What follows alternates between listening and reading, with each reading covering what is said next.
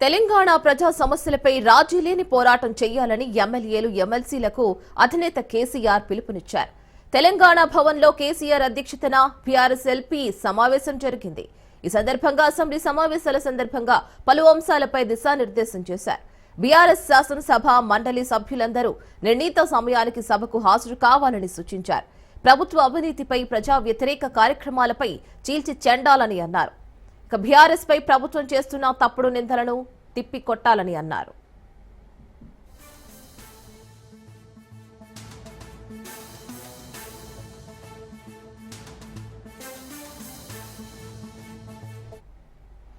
రాష్ట్రంలో నెలకొన్న పలు సమస్యలు, ఎండిన పంటలు, అందని కరెంట్, అందని సాగునీరు, కాలిపోతున్న మోటార్లు తదితర రైతాంగ సమస్యలు, మంచినీటి కొరతపై అసెంబ్లీలో మండలిలో పోరాడాలని సూచించారు. బీసీ రిజర్వేషన్లు, ఎస్సీ రిజర్వేషన్ల బిల్లుకు మద్దతుగా గొంతు వినిపించాలని, రాష్ట్రంలో గురుకుల పాఠశాలలు నిర్వీర్యమవుతున్న తీరుపై మాట్లాడాలని చెప్పారు.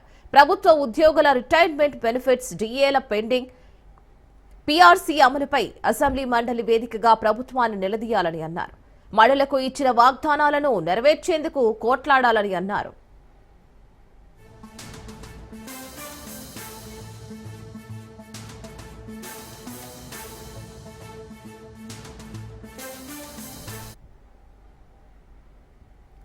ఆరు గ్యారంటీల అమలులో ప్రభుత్వం అనుసరిస్తున్న మోసపూరిత వైఖరిని నిలదీయాలని అన్నారు.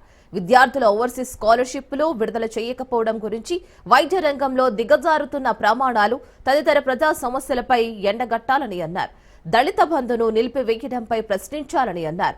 గొర్రెల పెంపకం, చేపల పంపిణీ సమగ్ర అమలు కోసం అసెంబ్లీ మండలిలో ప్రభుత్వాన్ని నిలదీయాలని సభ్యులకు సూచించారు. కాంగ్రెస్ ప్రభుత్వ పాలనలో రాష్ట్ర ప్రజలు పడుతున్న కష్టాలను, వారి ఆకాంక్షలను అర్థం చేసుకుని వారి గొంతుకగా బీఆర్ఎస్ సభ్యులు ఉభయ సభల్లో ప్రభుత్వాన్ని ప్రశ్నించాలని కేసీఆర్ పిలుపునిచ్చారు.